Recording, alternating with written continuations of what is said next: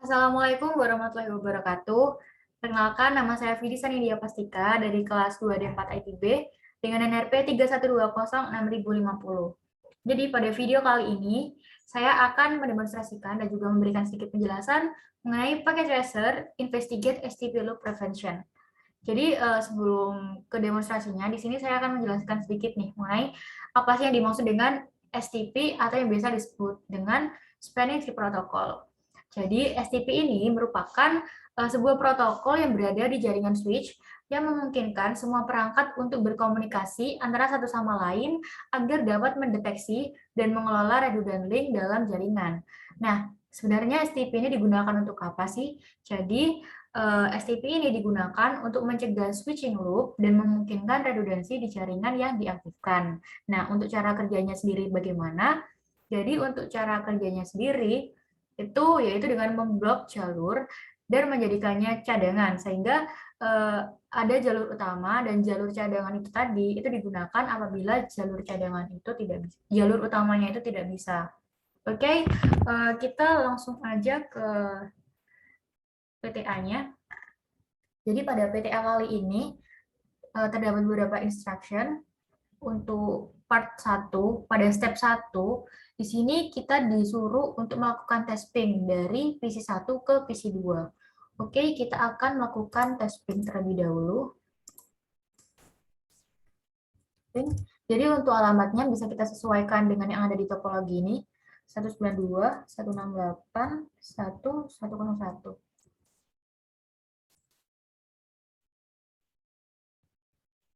Oke, kita sudah berhasil untuk melakukan testing. Selanjutnya kita ke step 2. Kita disuruh untuk melihat status STP dari masing-masing switch. Di sini kita disuruh untuk menuliskan command show spanning tree VLAN 1 dan disuruh untuk melengkapi tabel yang ada di bawah ini. Jadi pada tabel di bawah ini terdapat 3 switch, yaitu S1, S2, dan S3. Oke, di sini kita akan mencobanya satu persatu. Di sini saya akan mencobanya ke S1 terlebih dahulu. Oke.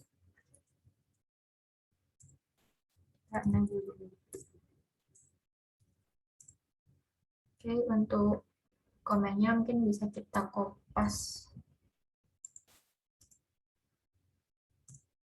Oke, di sini sudah terlihat hasilnya. Jadi untuk S1 pada G01 dan G02 ini terdapat status yaitu forwarding. Jadi untuk statusnya ini pada kolom status bisa kita isi dengan FWD atau forwarding. Dan untuk root bridge, karena di sini tidak ada keterangan untuk root bridge, maka dia kita isi no. Oke, selanjutnya kita ke S2.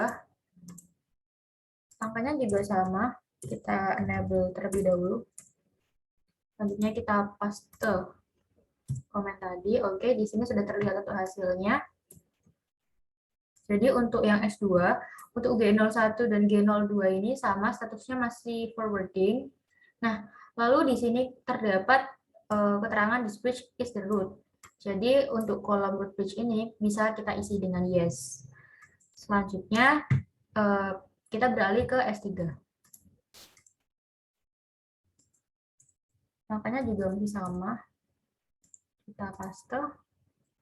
Oke, di sini sudah terlihat hasilnya. Jadi untuk G01 dan G02 ini, jadi untuk G01 ini statusnya adalah forwarding. Namun untuk G02 ini statusnya adalah blocking. Dan di sini tidak terdapat keterangan kalau dia adalah root bridge, maka di sini kita isi dengan no. Oke, selanjutnya di sini terdapat beberapa pertanyaan nih. Yaitu ada 4 pertanyaan. Jadi untuk menjawab pertanyaan pertama, di sini bisa kita lihat, jadi pada topologi ini kan terdapat kayak lampu orange gitu ya. Nah, jadi pada lampu orange ini maksudnya apa? Jadi untuk jalur S1, S3 ini diblok. Kenapa? Di sini diblok karena untuk menghindari terjadinya looping. Karena kalau misal terjadi looping, itu kinerjanya akan menurun. Oke, next question. Jadi, what path will frame stack from PC1 ke PC2? Jadi, jalur apa saja sih yang dilewati ketika dari PC1 akan ke PC2.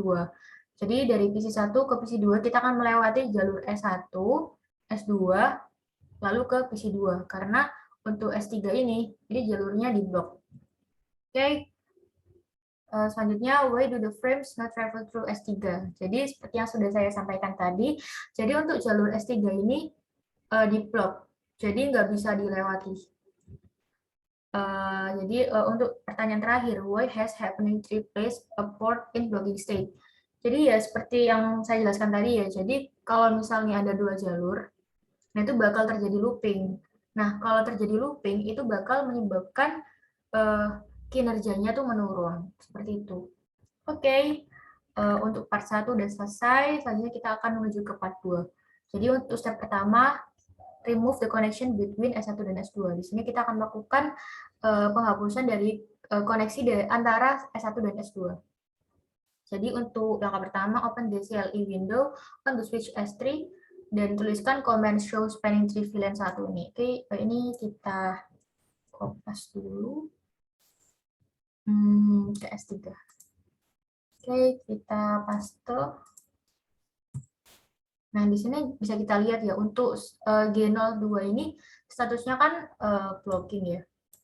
Oke, selanjutnya select the delete tool from the menu bar and click the cable that connects S1 dan S2. Jadi di sini kita disuruh kayak memutus gitu. Kita disuruh untuk menghapus. Oke.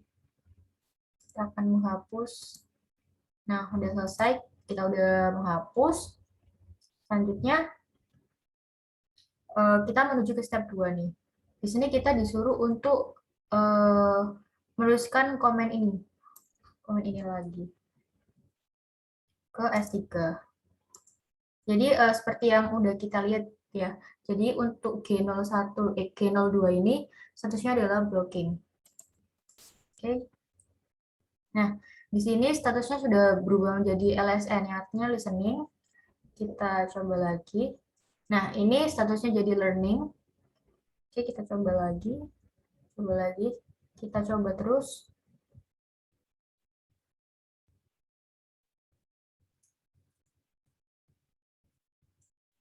Nah, ini untuk statusnya sudah berubah menjadi forwarding, yang artinya untuk jalur itu udah bisa dilewati.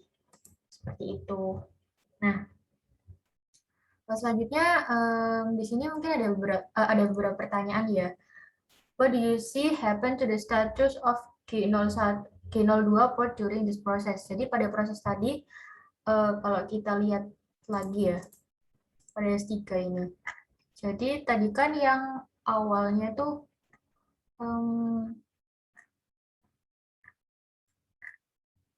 ya, pokoknya tadi kan awalnya tuh statusnya tuh kan blocking, terus berubah jadi listening, terus berubah jadi learning. Nah, akhirnya dia berubah jadi forwarding, yang artinya jalur itu bisa dilewati gitu. Nah, yang terakhir, verify connectivity by pinging from PC1 to PC2.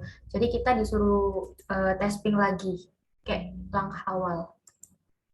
Oke, untuk komennya masih sama. Nih. Oke, tes ping-nya juga sudah berhasil, yang artinya demonstrasi kali ini itu udah berhasil, dan ketika PC1 akan menuju ke PC2 itu nanti jalurnya dari S1, S3, S2 baru ke PC2. Oke, mungkin cukup sekian video kali ini. Mohon maaf jika ada salah kata. Terima kasih. Wassalamualaikum warahmatullahi wabarakatuh.